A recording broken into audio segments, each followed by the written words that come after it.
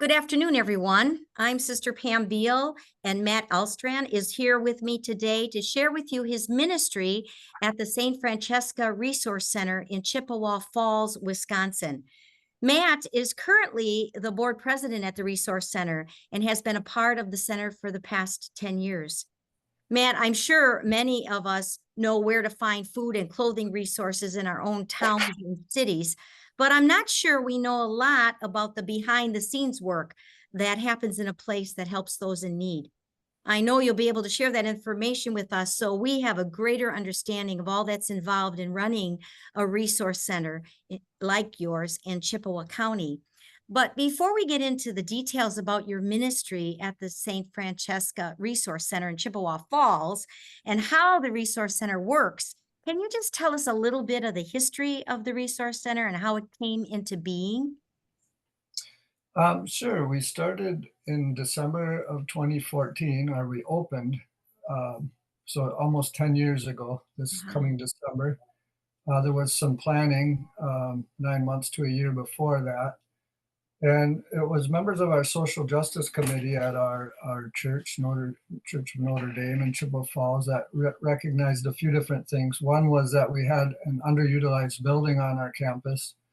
And also we had noticed people in need of assistance had to go from one place to the other for different things.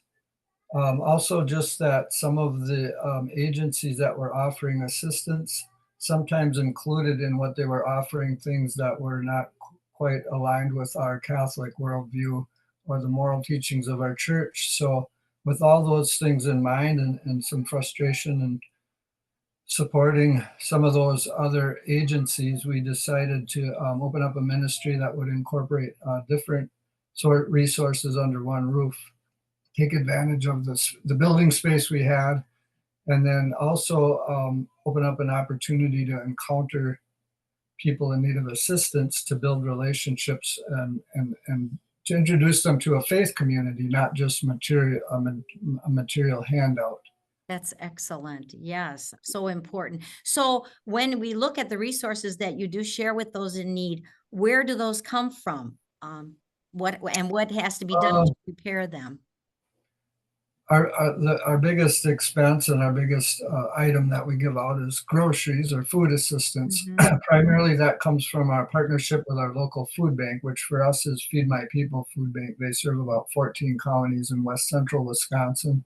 Okay. And we do get a lot of donated food, and we partner, and over the years we've had other partnerships that have kind of come and gone. But the food bank is our primary source of food. This time of year we're getting homegrown produce. Oh, yes. So it's seasonal, different things that are available, but most anywhere anybody would be in this country, I think the Feeding America network has local Mhm. food banks and local food pantries that are all partnered. So it's kind of a national network that we're tied into. Oh, that's great. I read a little bit about St. Francesca or St. Francis of Rome, as sometimes she's called, and I know that she always felt called to a life of prayer and service to the poor of Rome. So I'm wondering if you could just maybe tell us a little bit more about her story and why your resource center came to be named after St. Francesca. Well, she, like a lot of saints, she had a strong relationship with Christ from a very young age. Wanted to enter into a convent, but she was born into a wealthy family in Italy, and her father wanted her to be married, and so she was obedient and entered into the married state of life.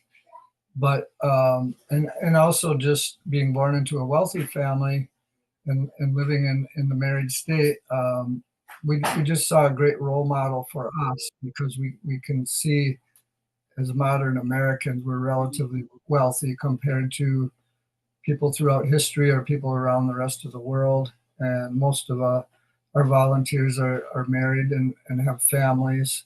So a model that can show us how to balance uh, living out our life of faith in Christ as husbands and wives, as fathers and mothers, but yet still having a deep prayer life and then serving those in need in our community. And she did that even in the midst of a lot of chaos and social upheaval and civil war. She was born in 1384 and died in 1440. So there was a lot of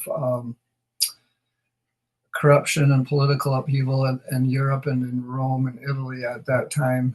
And at one point, her house was partially destroyed, and her husband had to flee kind of into exile, and she was operating sort of a makeshift hospital out of the remnant of her home, along with her companions and a couple of her children. So there's a lot of details that I can't go into in this short amount of time, but I would highly recommend anyone to read the life of St. Francis of Rome for a good example of how to live out that married life, serving the poor, but yet always maintaining that close relationship with Christ.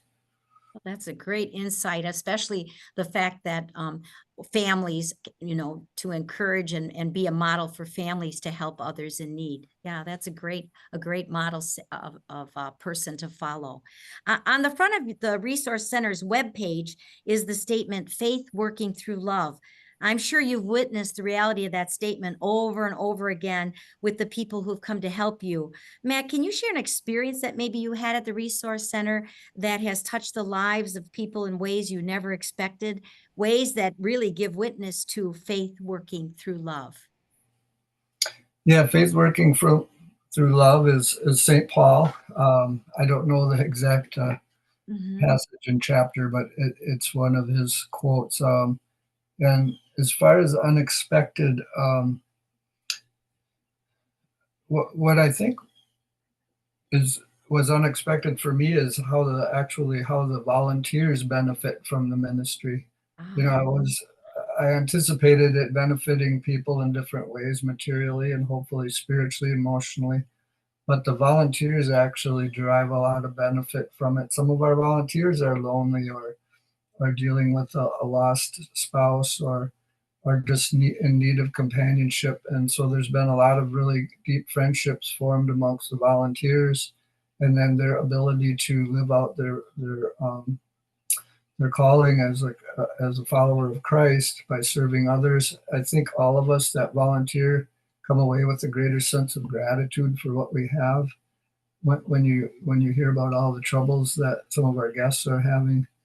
So yeah, that was, I guess, the most unexpected experience was just seeing how the volunteers are benefiting from it, and even the donors. To be able to connect them. Part of our job is to make them understand the connection between their financial resources and the other people's needs. We're just in between, but they're also making a sacrifice, and they don't always get to see the direct result. But without our financial support, we wouldn't be in business for long. So. Thank you.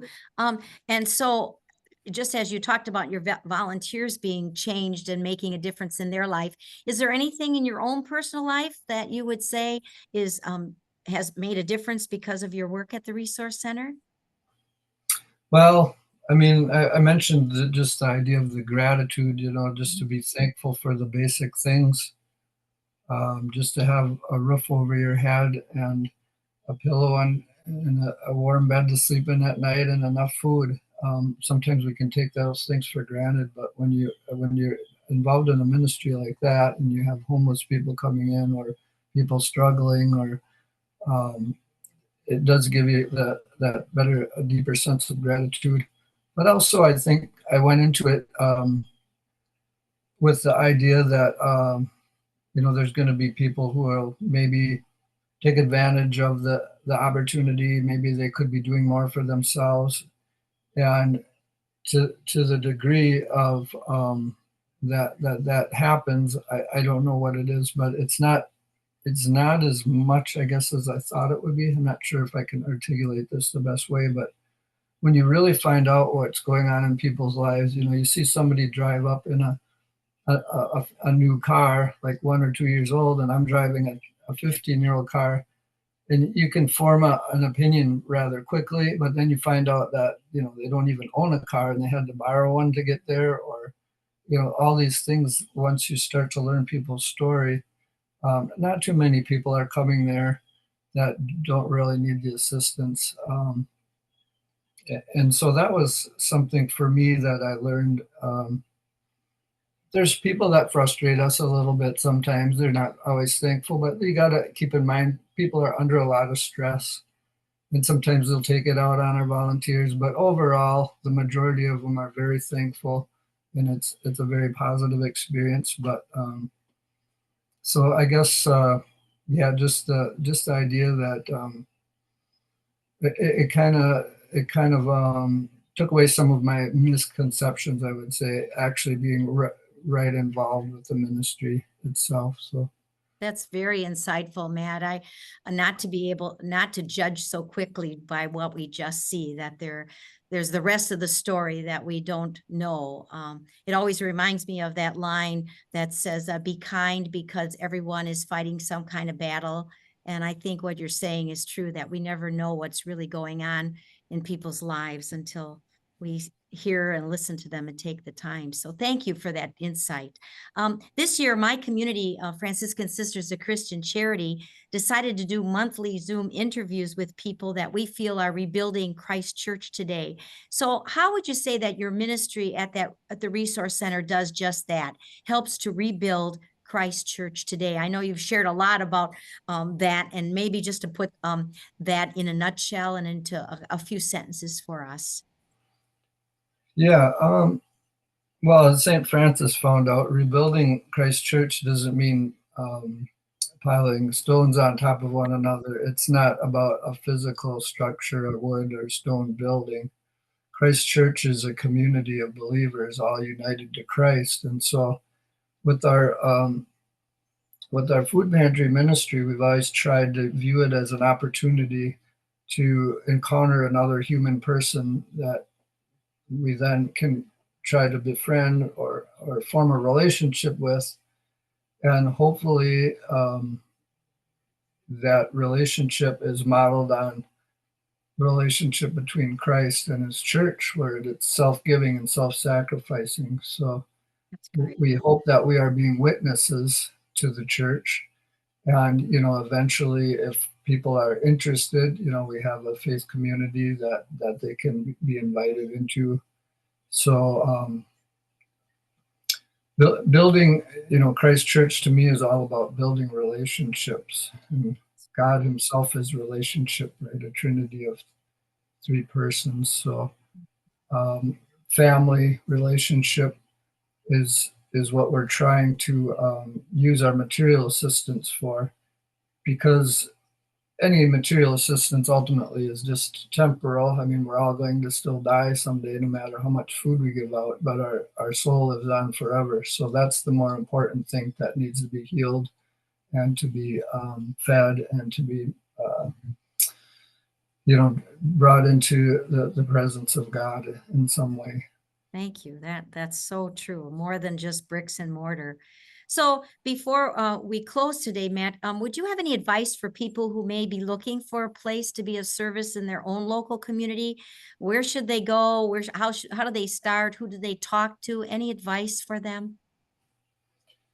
It'd be hard. Yeah, it's hard to say for me, not knowing, like, anybody who might be listening, what is in their community. I guess I would start with just your local Catholic church, Catholic school. Don't discount just someone in your neighborhood or family, an elderly person that needs to be looked in on, or someone who's going through some hard times. Maybe bring them over a meal, or offer to rake somebody's leaves that's still in their home but can't do as much as they used to. Just make a personal connection with somebody. If you're able to do mentoring with students, or visiting people in a nursing home, when you can make that one-on-one connection between you and another person, I think that's the really more powerful way. Getting involved in going to your local food bank and helping to to pack food is important, but I just would advise people not to look past just going out into your community and your family and your church and trying to connect with someone and walk that journey with them. Because it's not the one that gets splashed on the news, like Mhm. you don't end up being able to say, well, we gave out 1.5 million pounds of food or Right. things like that. But it's just as important, or probably more important, to do those things. You're so right. I think too, you made what you're making clear as you talk today, Matt, is your mission statement, which is very interesting. And I want to just share that with our audience today. It says this: the St. Francesca Resource Center's mission is to help Chippewa County residents thrive by building a culture to elevate life and respect the inherent dignity of every human person.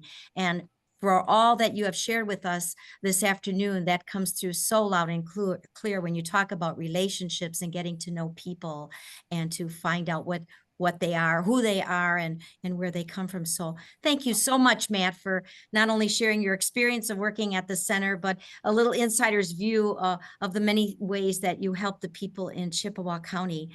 And a heartfelt thanks to you and all your volunteers for all that you do to be the face and hands of Jesus to all who come through the doors of the St. Francesca Resource Center.